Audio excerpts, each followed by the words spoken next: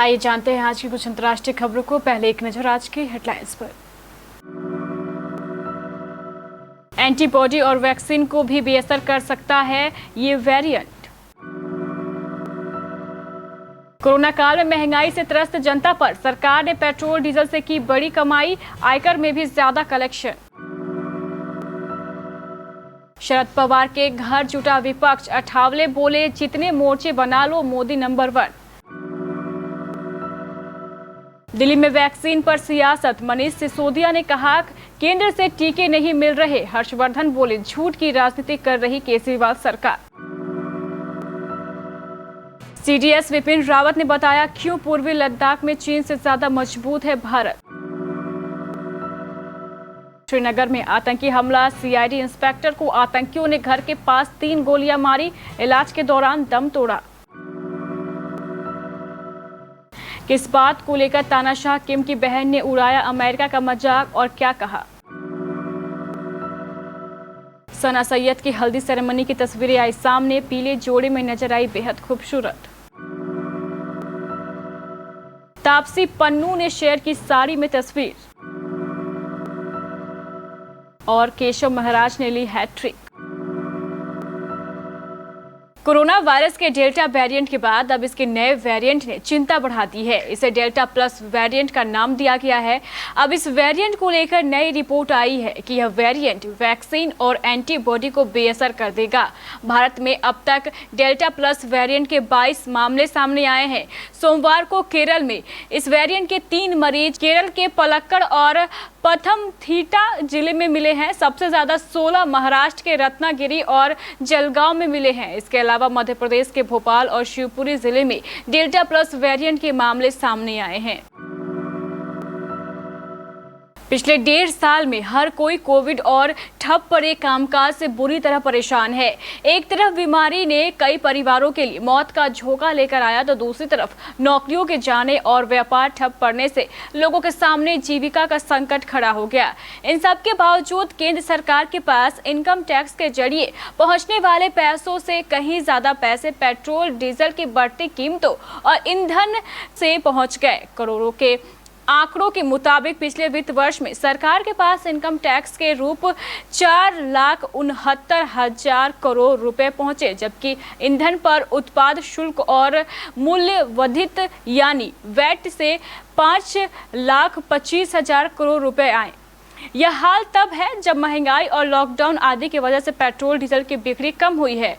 वर्ष 2019-20 की तुलना में वर्ष 2020-21 में पेट्रोल डीजल की खपत 10.5% कम रही।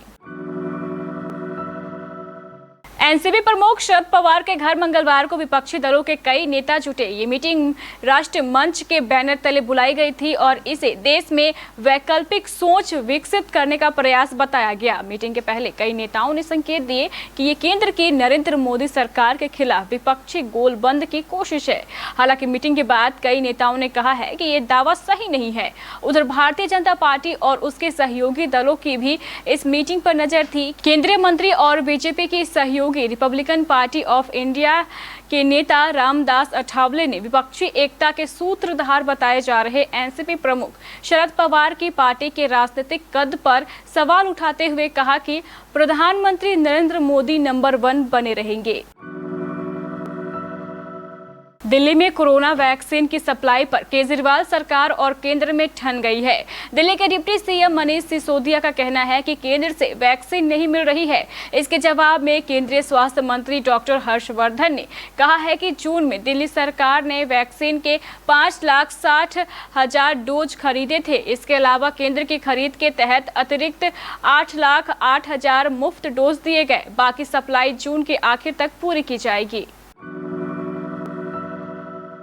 Chief of defence staff Vipin Rawat ने कहा है कि पूर्वी लद्दाख में लाइन ऑफ एक्चुअल कंट्रोल पर भारत चीन के मुकाबले अधिक मजबूत स्थिति में है। उन्होंने यह भी कहा है कि पिछले साल गलवान घाटी में हुई हिंसक झड़प के बाद चीन को उसकी कमजोरियों के बारे में पता चला और उसके बाद से वह अपनी सेना में बदलाव करने में जुटा है। यह पूछे जाने पर कि सेना के लिए नॉर्थर्न फ्रंट प्राथमिकता है या वेस्टर्न, रावत ने कहा है कि दोनों ही बराबर है।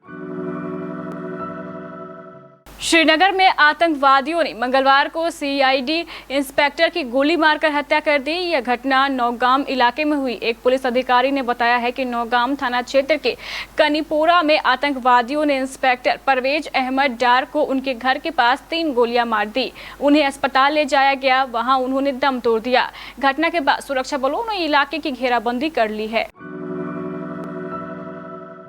उत्तर कोरिया के तानाशाह किम जोंग उन की बहन किम योंग जोन ने अमेरिका का इस बात को लेकर मजाक बनाया है कि वे उत्तर कोरिया से बातचीत की उम्मीद लगाए हुए हैं। किम योंग जोन ने अमेरिकी राष्ट्रपति सुरक्षा सलाहकार जैक सुलिवान के उस बयान का मजाक उड़ाया जिसमें उन्होंने किम जोंग उन के हालिया बयान का जिक्र किया था।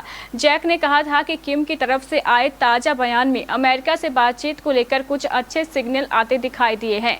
किम की बहन के द्वारा जारी बयान में कहा गया है कि जैक को जो संकेत उत्तर कोरिया की तरफ से मिले हैं उनसे उन्हें निराशा ही मिलने वाली है। किम योंग जोंग ने अमेरिका का इस बात पर भी उपहास उड़ाया है कि वो और दक्षिण कोरिया प्योंगयांग के साथ समन्वय बिठाने के लिए विवादित वर्किंग ग्रुप को खत्म करने पर विचार कर रहे हैं।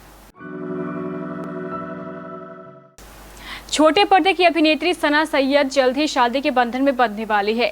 सना 25 जून को अपने कॉलेज के समय के दोस्त इमाद शम्सी के साथ निकाह करेंगी। अपनी शादी की सारी डिटेल सना ने खुद ही एक इंटरव्यू के दौरान दी थी। वहीं अब सना की हल्दी सेरेमनी की तस्वीरें भी सामने आई है जो कि सोशल मीडिया पर तेजी से वायरल हो रही है। सना की हल्दी सेरेमनी की तस्वीरें उनके दोस्त और अभिनेता अदिक ने शेयर की है। अदिक ने इन तस्वीरों को शेयर करते हुए अपनी दोस्त को शुभकामनाएं भी दी है। Bollywood actress Taapsee Pannu social media पर काफ़ी एक्टिव रहती है। वो अपने फैंस के लिए अपनी तस्वीरें और वीडियो शेयर करती रहती है। उनके पोस्ट को उनके फैंस भी काफ़ी पसंद करते हैं। इसी बीच एक्ट्रेस ने एक तस्वीर शेयर की है जिसमें वह साड़ी पहने हुए नजर आ रही है। वो इसमें अलग लुक में नजर आ रही है जो लोगों को बेहद पसंद आ रहा है। साउथ अफ्रीका के स्पिनर केशव महाराज ने वेस्टइंडीज के खिलाफ दूसरे टेस्ट मैच में हैट्रिक विकेट लेकर इतिहास रच दिया। केशव साउथ अफ्रीका के टेस्ट क्रिकेट के इतिहास में हैट्रिक विकेट लेने वाले दूसरे साउथ अफ्रीकन खिलाड़ी बन गए हैं। दूसरे टेस्ट में वेस्टइंडीज को साउथ अफ्रीका ने 158 रनों से हराकर सीरीज 2-0 से जीतने का कमाल कर दिखाया। साउथ अफ्रीका की जीत में केशव महाराज की गेंदबाजी कमाल की रही। वेस्टइंडीज की दूसरी पारी के दौरान 37वें ओवर में महाराज ने करिश्मा किया और हैट्रिक विकेट लेकर इतिहास रच दिया। साउथ अफ्रीका स्पिनर ने कायरन पवेल, जेसन होल्डर और जोशुआ डी सिल्वा को आउट कर अपनी हैट्रिक पूरी की। तो ये थी हमारी कुछ अंतर्राष्ट्रीय खबरें। चलेंगे प्राइम स्टूडियो।